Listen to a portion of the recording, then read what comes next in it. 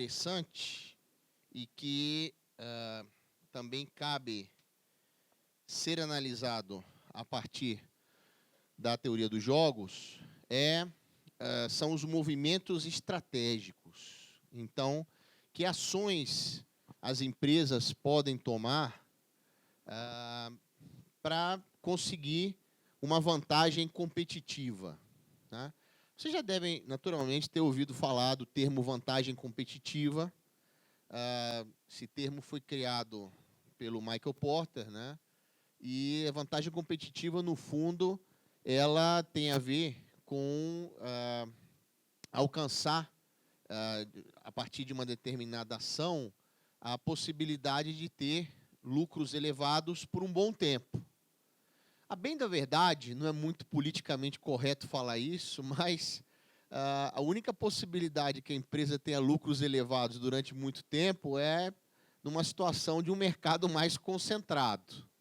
Então, justamente aqui, e aqui vai estar também o jogo, a empresa pode realizar uma série de ações para desencorajar, por exemplo, a entrada no mercado de outros rivais. Por isso que, apesar de que a grande parte das aplicações aqui tem a ver com o oligopólio, né, tem a ver com aquela situação em que eu tenho poucas empresas, os livros não falam muito sobre isso, mas no caso do monopólio, se a gente pensar em termos até de um jogo sequencial e repetido, o monopolista ele também tem que se preocupar em manter a sua posição monopólica, inclusive desencorajando a entrada de rivais no mercado. Outra ação que as empresas podem tomar é induzir as outras empresas, os rivais, a subir o preço, reduzir a produção ou até abandonarem o mercado. E o terceiro caso, conseguir alcançar um acordo implícito com os outros competidores que lhe seja favorável. Então, como é que eu vou realizar o primeiro movimento, né? E aqui a gente pode voltar um pouquinho ao jogo do cereal. Aqui, como é que a gente supôs, né, claro, que a empresa número 1 era a primeira em jogar. Isso foi uma suposição para resolver o jogo, da mesma forma que eu poderia ter feito a suposição que era a empresa 2 que jogava primeiro. Mas, na vida real, o que a empresa poderia fazer se ela realmente quer alcançar esse resultado?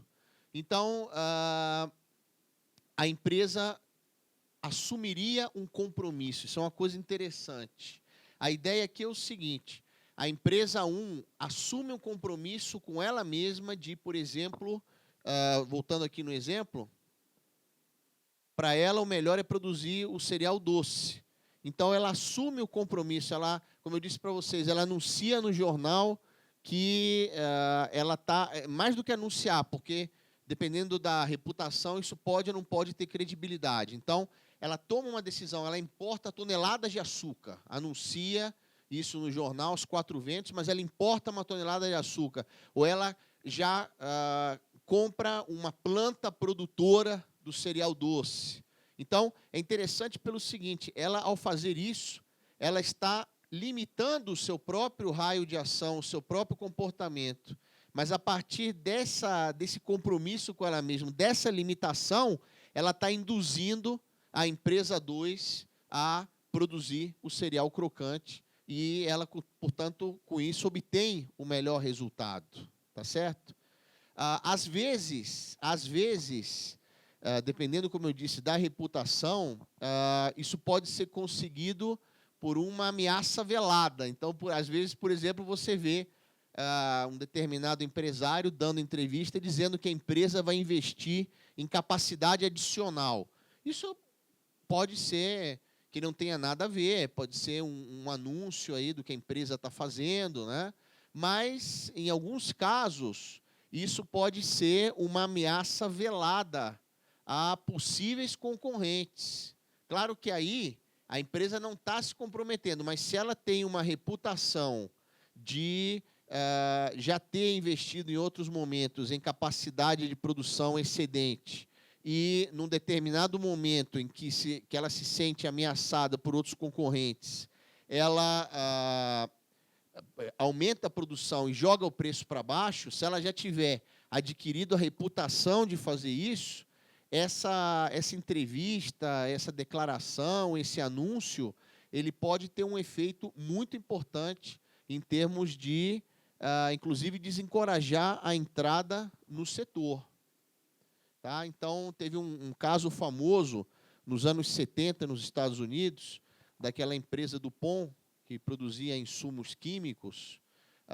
Ela investiu pesadamente, mas aí ela não só anunciou, como ela investiu pesadamente em capacidade excedente.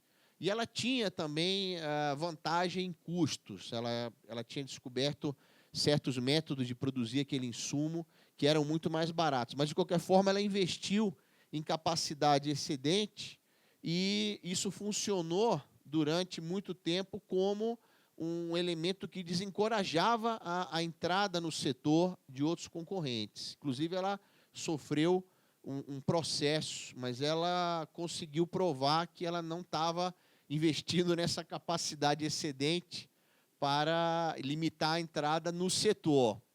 É duvidosa essa conclusão, mas foi, no final, a conclusão a qual o tribunal chegou e eles não sofreram nenhuma sanção, mas depois teve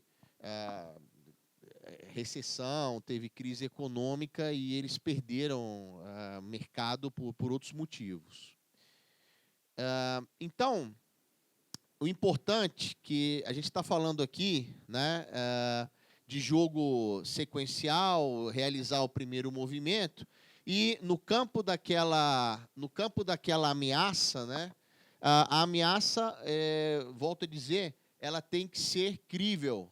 Né? Se a empresa, ao escolher uma determinada estratégia, mesmo que essa estratégia seja relativa ao cumprimento da ameaça, por exemplo, se você justamente entrar aqui, ou se você baixar o preço, eu baixo o meu preço e tiro você do mercado.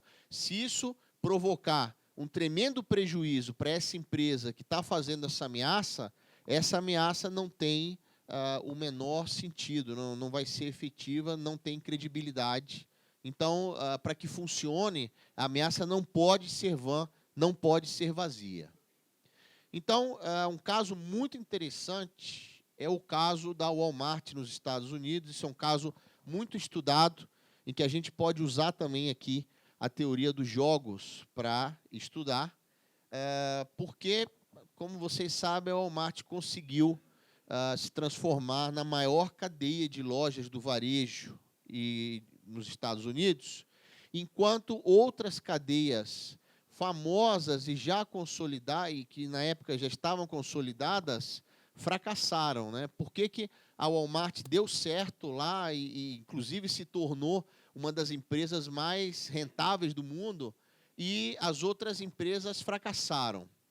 Então, a chave entre aspas, do mistério é dizer o seguinte: havia uma estratégia. Qual foi a estratégia de expansão da Walmart? Então, ao contrário do que se pensava na época, né, na época havia uma espécie de regra de bolso de que as empresas de varejo e, enfim, desconto, né, que compram grandes quantidades e dão desconto, deveriam se localizar preferentemente em grandes cidades. Então, a Walmart quebrou um pouco essa lógica, porque ela passou a ficar localizada em pequenas cidades, inicialmente do sudoeste americano, mas com alto poder aquisitivo. E aí, qual foi a estratégia de expansão? A Walmart chegou e colocou, então, uma mega loja, uma loja imensa, e não havia espaço naquela cidade para a existência de outra grande cadeia do varejo. Então, o fato dela ter, digamos assim, chegado primeiro e ter jogado primeiro e ter colocado essa grande loja, imediatamente barrou a entrada de outra grande cadeia do varejo naquela cidade. E, em segunda instância, mas também importante, como a Walmart comprava uma grande quantidade de produtos, ela tinha ganhos de escala na hora de fazer essa compra, porque os fornecedores, então, dado o volume de compras dela,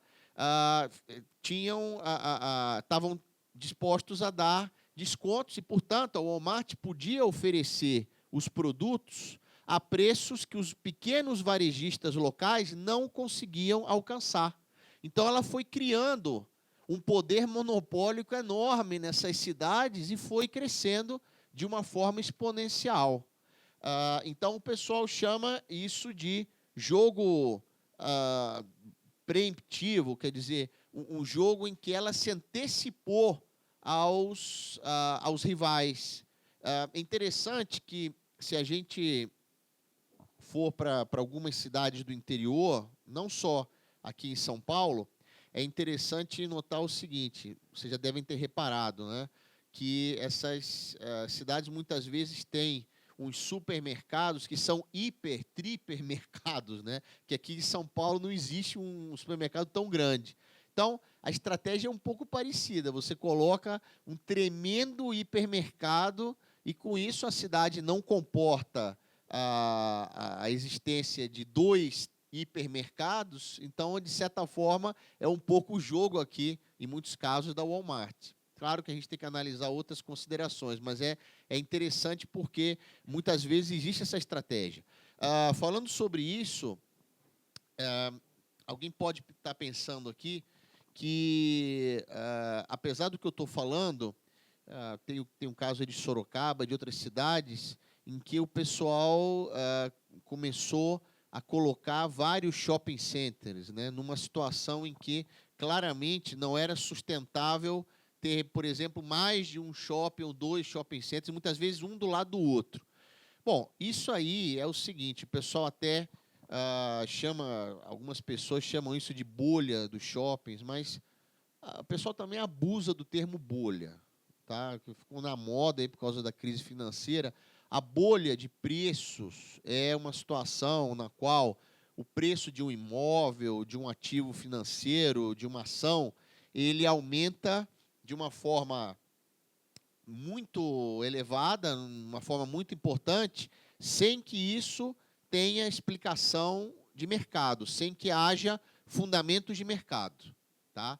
Então, o que acontece aí é o seguinte: é que existem os fundos de investimento imobiliário que têm que viabilizar projetos, né? O fundo existe para financiar projetos. Então, houve realmente um excesso de oferta nesse sentido de construção de shoppings.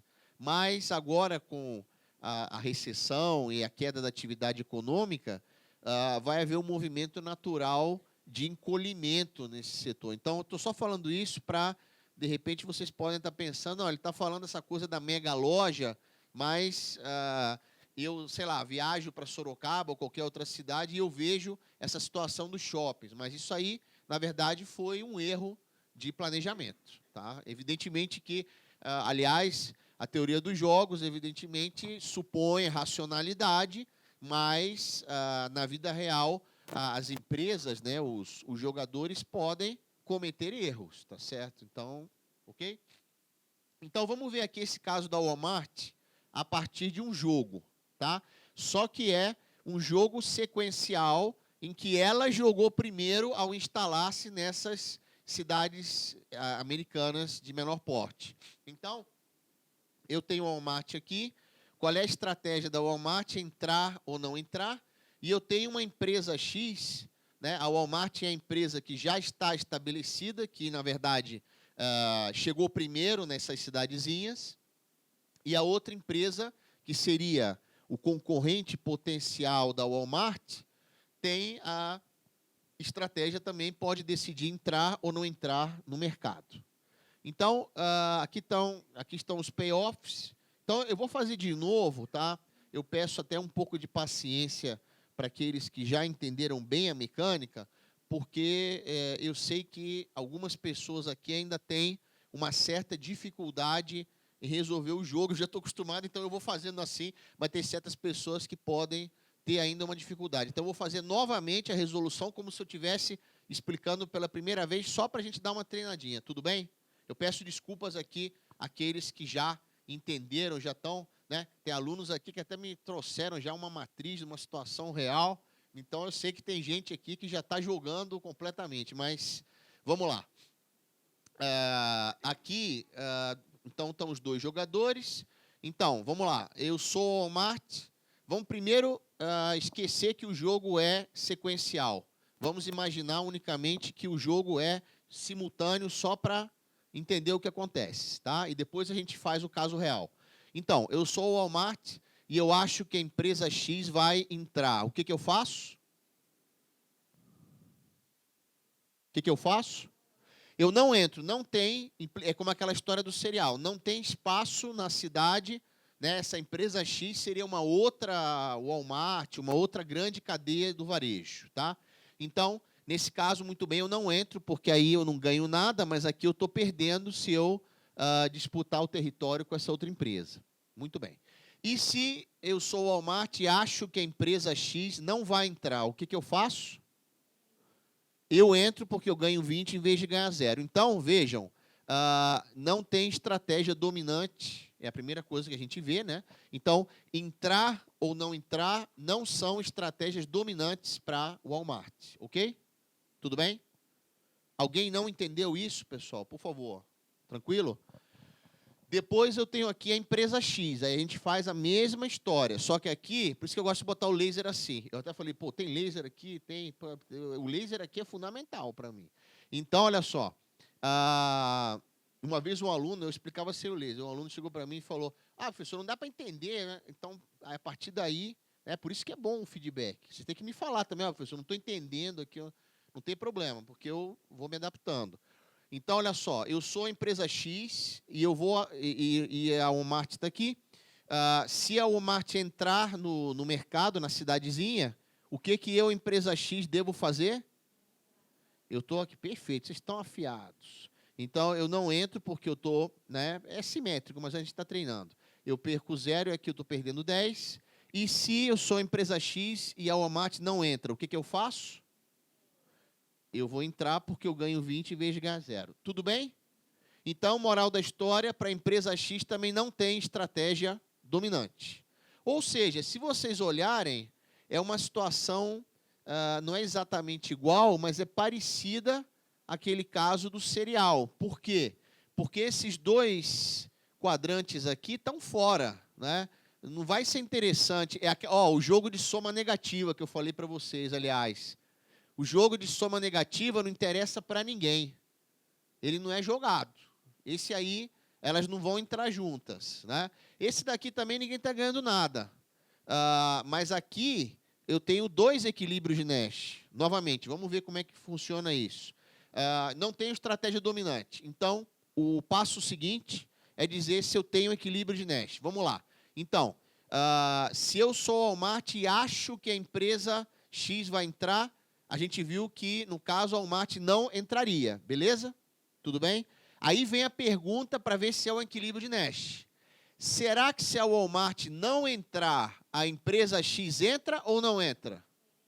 Beleza. Então, nesse caso, a Walmart tinha expectativa, porque ela não sabe, é simultâneo por enquanto, ela não sabe o que outra empresa vai fazer. Nesse caso, a expectativa que a Walmart tinha, se cumpre ou não se cumpre?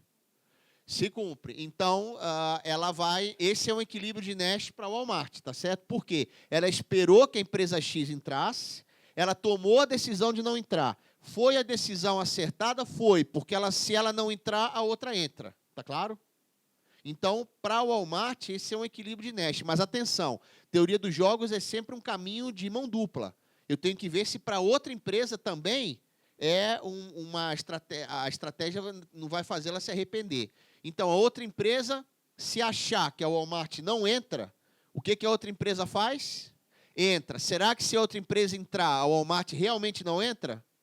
Não entra. Aí, olha só, né, aquela coisa. Mas se a Walmart entrar, a outra empresa se arrependeria. Então, esse nunca poderia ser o equilíbrio. Então, moral da história, eu tenho... esse é um equilíbrio de Nash, tá certo? Só que, claro... O jogo não tem que ser justo, digamos assim. É um equilíbrio de Nash que a empresa X está se dando bem e a Walmart está ganhando. E a Walmart não entrou. Mas é um possível equilíbrio para um jogo simultâneo. Eu tenho também esse outro equilíbrio de Nash. Vamos fazer. Esse é um outro caso. Então, eu primeiro falei se a Walmart achar que outra empresa entra. Se ela achar que outra empresa não entra, ela entra, correto? Aí, vamos lá. Será que se a Walmart entrar, a outra empresa realmente não entra? Não, não vai ser do interesse dela. Então, a Walmart vai... a expectativa que a Walmart fez, decidindo entrar, se cumpre? Se cumpre. Ela vai se arrepender, portanto? Não. Então, esse jogo, esse resultado, entrar e não entrar, para a Walmart, a gente diria que é um equilíbrio sem arrependimento. Vamos ver se para outra empresa é. Se eu sou a empresa X e acho que a Walmart vai entrar, o que, que eu faço? Não entro. Será que se eu não entrar, a Walmart entra? Entra. Ou seja, para as duas, eu quero que vocês entendam bem isso, para as duas é uma situação em que elas estão escolhendo a melhor estratégia, dado o que a outra empresa faz. Em outras palavras, como aqui o jogo é simultâneo e eu não tenho certeza do que a outra empresa vai fazer, eu tomo a minha decisão supondo que a outra empresa, ou esperando que a outra empresa tome aquela decisão. Se a minha expectativa aqui é correta, eu vou estar fazendo o melhor, né? Eu vou estar escolhendo a melhor estratégia possível. Resultado, esse também, para as duas, é um equilíbrio de Nash. Então, novamente, se o jogo for simultâneo, eu tenho dois equilíbrios e eu não consigo resolver. Só que, como a gente viu, esse não é um jogo realista para explicar a situação, o caso da Walmart. Por quê? Porque o caso da Walmart, ela chegou primeiro e inundou o mercado, digamos assim, com os produtos que ela vendia. Então, como a Walmart chegou primeiro, a gente poderia também, eu não vou fazer aqui, mas a gente poderia ter feito a forma extensiva, a árvore de decisões, né? O Walmart estaria aqui no começo da, digamos assim, da cadeia alimentar. Então, o que, que vai acontecer aqui? O equilíbrio, então, final, é a situação em que a Walmart entra e a outra empresa não entra. É a mesma coisa que o jogo do cereal. Se a Walmart puder entrar primeiro, se antecipar, se avivar, o que, que ela vai fazer? Ela entra e, como aconteceu, ela coloca a mega loja e automaticamente ela barra a entrada da outra empresa, que também, na suposição aqui, seria uma outra grande loja do varejo. Então, o resultado, ela entra, a outra não entra, e esse passa a ser o único equilíbrio de Nash. Tá certo? Esse passa a ser o único equilíbrio de Nash. Então, como eu disse, eu tenho dois equilíbrios de Nash, mas prevalece esse por quê? Porque a Walmart se antecipou, chegou antes que a outra empresa e barrou automaticamente a entrada dessa outra empresa. Tá certo? Tudo bem? Perguntas? Perguntas? Tem uma extensão aqui para política comercial estratégica e concorrência internacional. É bem interessante esse exemplo também. Não é um exemplo, é um exemplo que se aproxima à realidade. Ele é um pouquinho simplificado, porque a gente está usando aqui um instrumental. Não aconteceu exatamente o que eu vou dizer aqui, mas o resultado foi muito próximo. Então, é uma situação em que a gente usa a teoria dos jogos para falar de políticas comerciais. Então, a gente fala de política comercial estratégica, tá? Porque justamente tem essa coisa da interação entre os países e está dentro do que eu estou vendo com vocês aqui, porque é algo que afeta a concorrência internacional.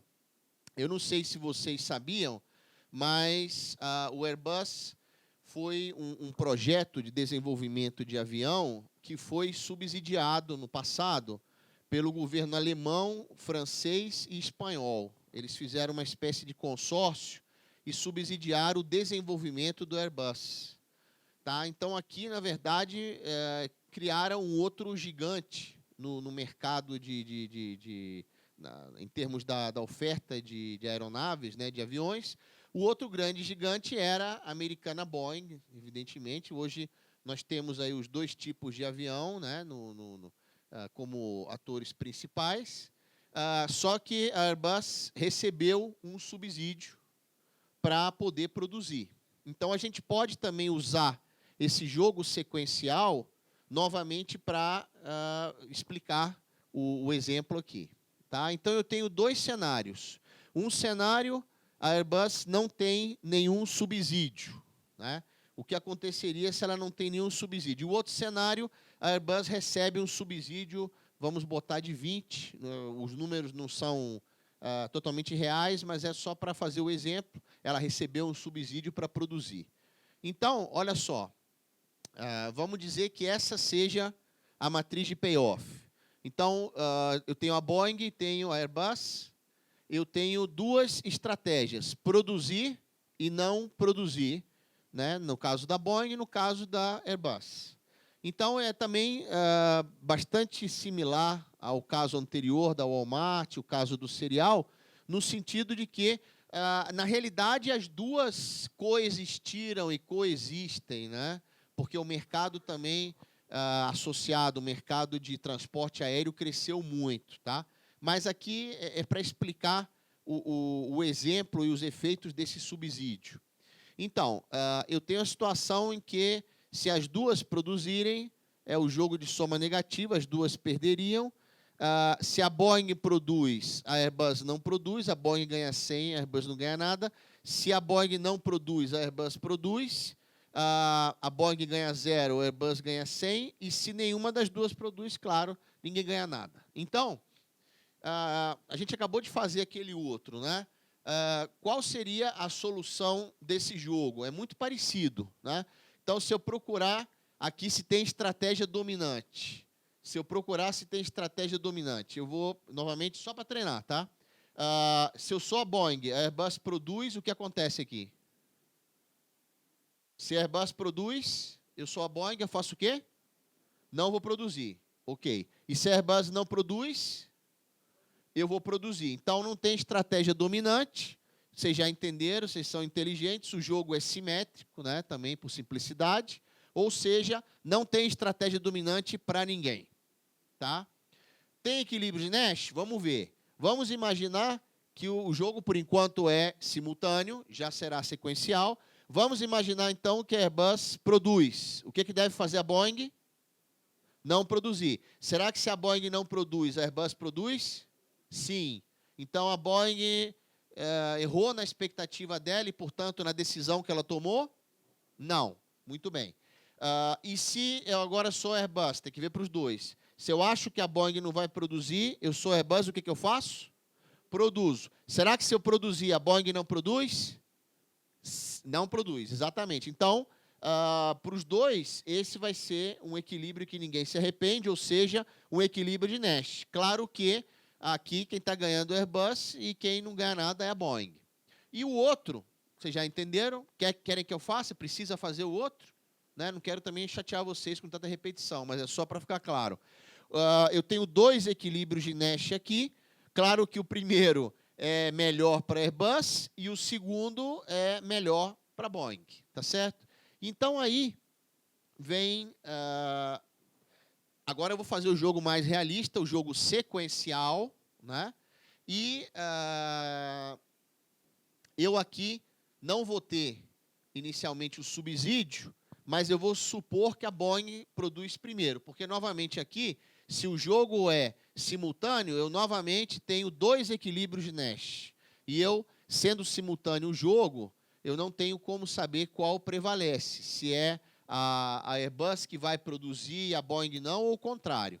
Mas, na vida real, o jogo não é simultâneo, então, se for sequencial e não tem subsídio, na verdade, isso é bem próximo do que aconteceu. Sem o subsídio, a Airbus não teria conseguido desenvolver a aeronave. Então, a Boeing, a gente vai modelar aqui como produz primeiro. Então, esse passa a ser o único equilíbrio de Nash do jogo. A Boeing produz, a Airbus não produz. e, portanto, esse seria o equilíbrio extremo, né? Mas, de qualquer forma, isso é bem próximo do que aconteceu, porque sem o subsídio seria inviável a Airbus ter ter desenvolvido o avião. Agora, vamos imaginar, que estava nas regras do jogo, para vocês não brigarem comigo, que a Airbus ia receber 20 de subsídio. Tá?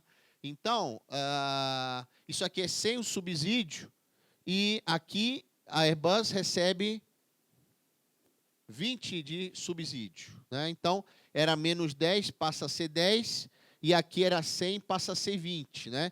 Então, aconteça o que acontecer, claro, se a Airbus não produzisse, não receberia o subsídio. Mas se ela produzisse, independentemente do que fizesse a Boeing, ela receberia 20 de subsídio. Tá? Então, só comparando, aqui a Airbus receberia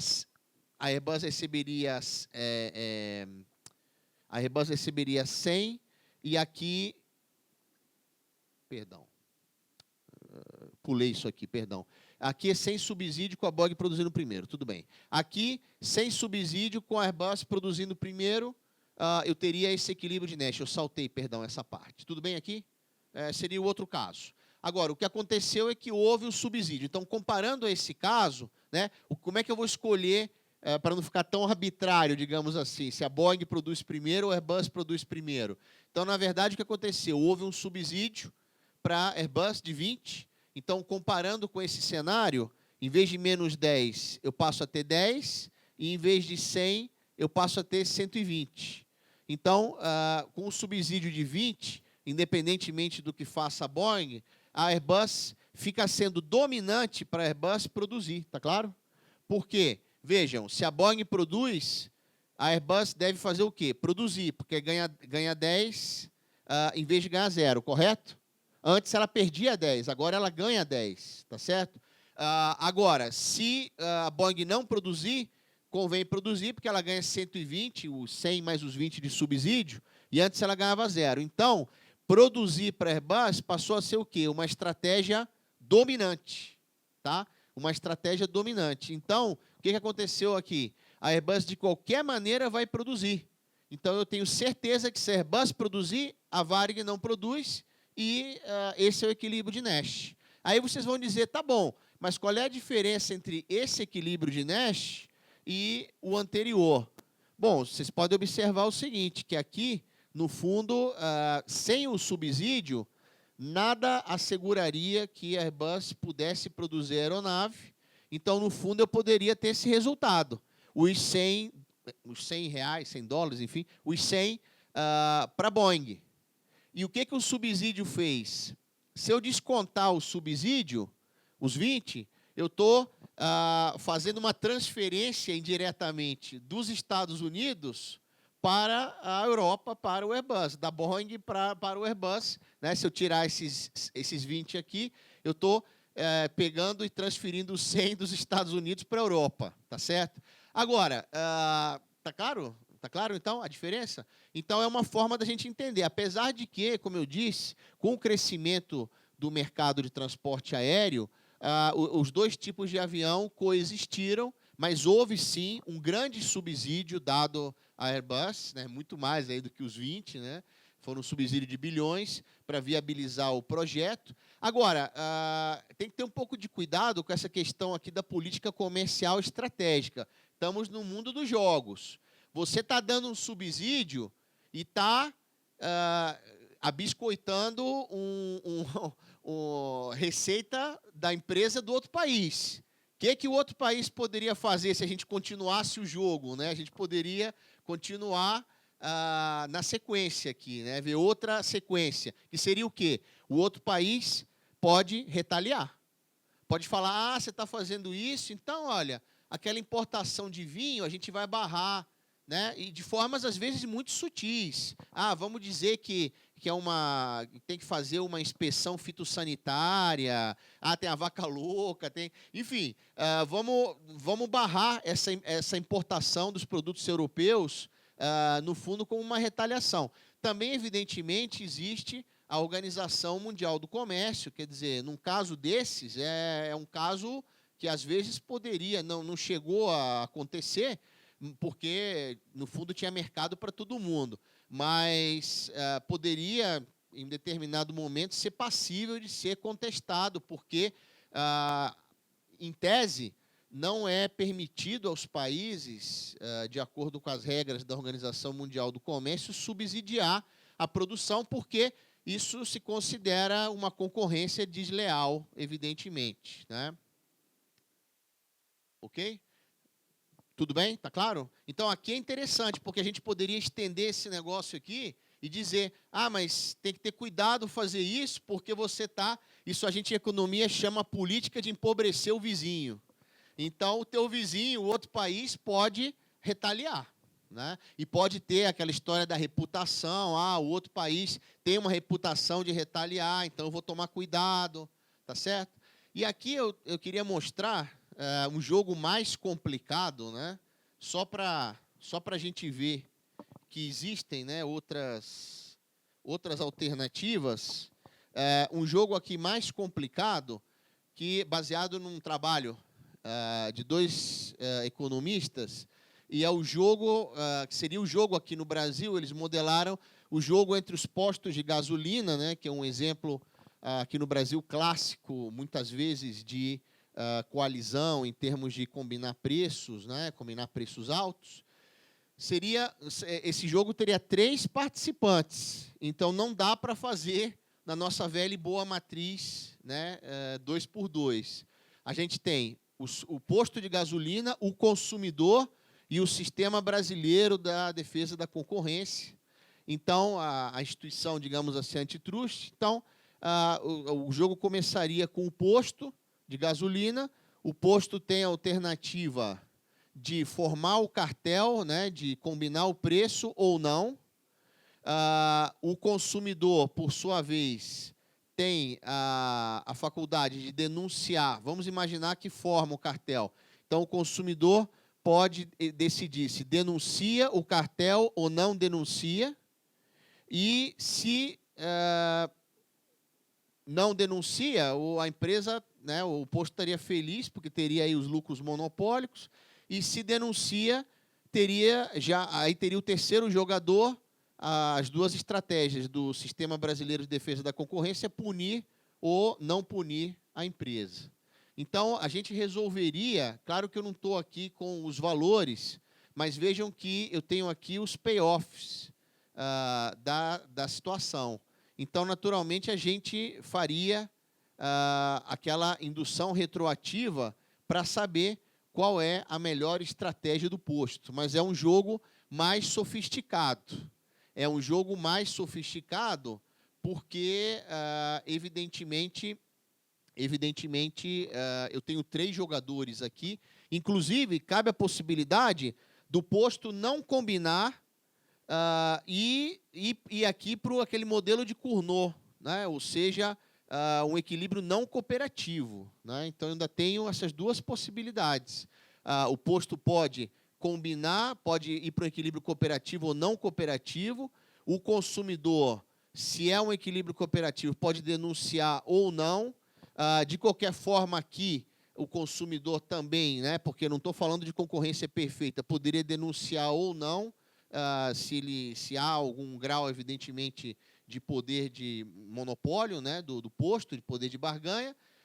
E aqui eu teria digamos assim, o monopólio, se todas as empresas cooperam, e aqui eu teria um modelo parecido com aquele da guerra, do equilíbrio não cooperativo de Cournot, que a gente conversou. Então, é só para mostrar para vocês que num jogo mais complexo, inclusive em que eu não tenho a certeza, por isso a linha descontínua, se o consumidor, o que o consumidor vai fazer nesse caso, né? Não é uma coisa que se tenha certeza no jogo. Então, é um exemplo de um jogo muito mais sofisticado do que a gente viu aqui e que, por força, teria que ser representado dessa forma extensiva, porque eu tenho 3 jogadores, né? Então eu poderia ter mais de 2 decisões com 2 jogadores, mas já com 3 jogadores não tem como eu tentar resolver pela matriz. Tá claro? Se eu tivesse 2 consumidores ou 2 empresas, eu poderia, de repente, pegar o conjunto deles e ir como um jogador, mas aqui não tem como, eu tenho 3 atores. Tudo bem, pessoal? Tudo bem? Claro, aqui tem várias possibilidades, né? Porque tem um resultado, tem o F aqui, esse primeiro termo é o resultado da empresa, o lucro da empresa. O segundo termo é o custo do monitoramento da ação da instituição antitrust. E o terceiro é o bem-estar do consumidor, né? Então, eu tenho 3 resultados aqui. Tá certo? Então, dependendo das combinações, eu posso ter uma situação ou outra situação dentro dessas possibilidades. É só para vocês verem um jogo mais sofisticado, tá? Como exemplo. E uma coisa mais dentro da nossa realidade também. Tá claro, pessoal? Alguma pergunta? Dúvidas? Se eu fizesse uma prova agora, todo mundo tiraria 10, é isso? Não tem prova, calma, calma. Os alunos ficam assustados, não tem prova. Tudo bem? Então tá bom. Então a gente se encontra amanhã no mesmo canal